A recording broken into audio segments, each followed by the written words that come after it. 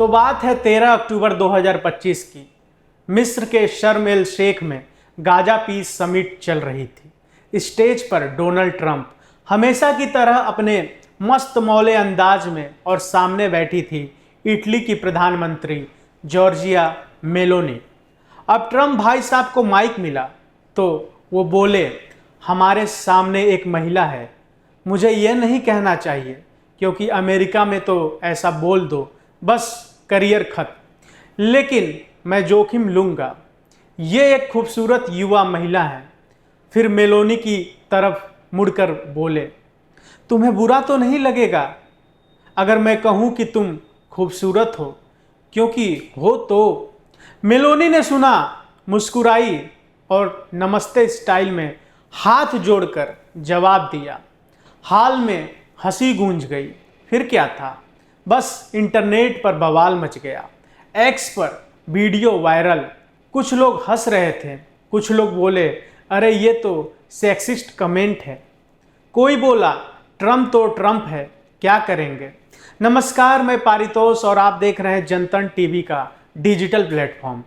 अब सवाल उठता है कि आखिर किसी को खूबसूरत कहने से ट्रंप का करियर क्यों खत्म हो सकता है।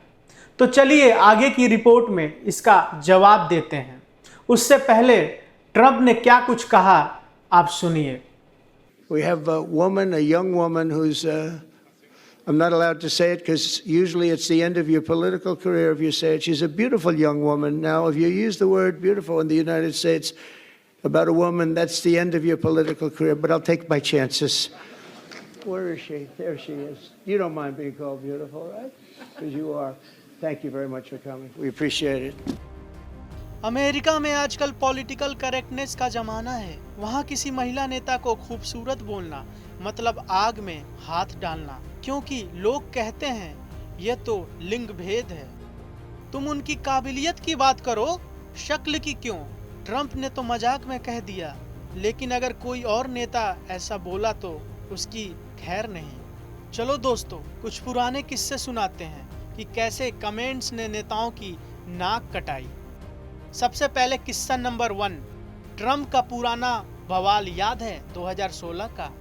वो टेप जिसमें ट्रंप ने कहा था कि बड़े स्टार्स महिलाओं को जहां चाहे पकड़ लेते हैं। बस वो लीक हुआ और हंगामा मच गया।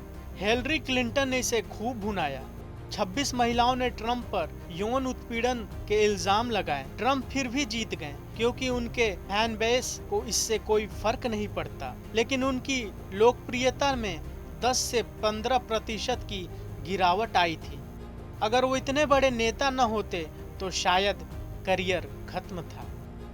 किस्सा नंबर 2, न्यूयॉर्क के गवर्नर एंड्रू क्यूमो 2021 में फंस गए थे।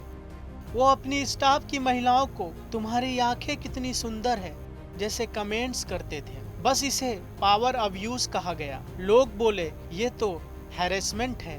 जांच हुई, डेमोक्रेटिक पार्टी ने समर्थन छीना और क्यूमो को इस्तीफा देना पड़ा। अब वो राजनीति से बाहर हैं, कोर्ट कचहरी में फंसे हैं। अब सुनाते हैं आपको किस्सा नंबर 3। रिपब्लिकन नेता मैट गेट्स पर 2019 से 2022 में इल्जाम लगा कि वो महिलाओं को हॉट या सेक्सी बोलते थे। एक सहयोगी ने कहा कि वो तो महिलाओं को रेटिंग देते हैं जैसे स्कूल में लड़के। जांच शुरू हुई, गेट्स पार्टी में अलग थलग पड़ गए। 2024 में स्पीकर बनने का सपना भी टूट गया।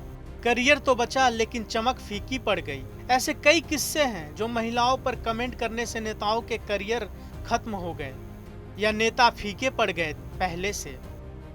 अब सवाल ये उठता है कि मेलोनी ने क्यों नहीं किया बवाल। मेलोनी ने इसे हल्के में लिया क्योंकि इटली में पॉलिटिकल करेक्टनेस का उतना सख्त माहौल नहीं है। वहाँ लोग ऐसे कमेंट्स को तारीफ मान लेते हैं। लेकिन अगर ये अमेरिका में किसी महिला सेनेटर के साथ होता तो ट्रंप पर कैंसिल ट्रंप ट्रेंड चल रहा होता। अभी तो ट्रंप बच गए क्योंकि उनके फैंस उन्हें बिंदास मानते हैं।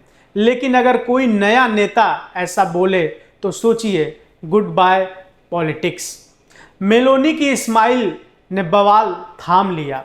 लेकिन ये किस्सा दिखाता है कि आजकल शब्दों का कितना वजन है।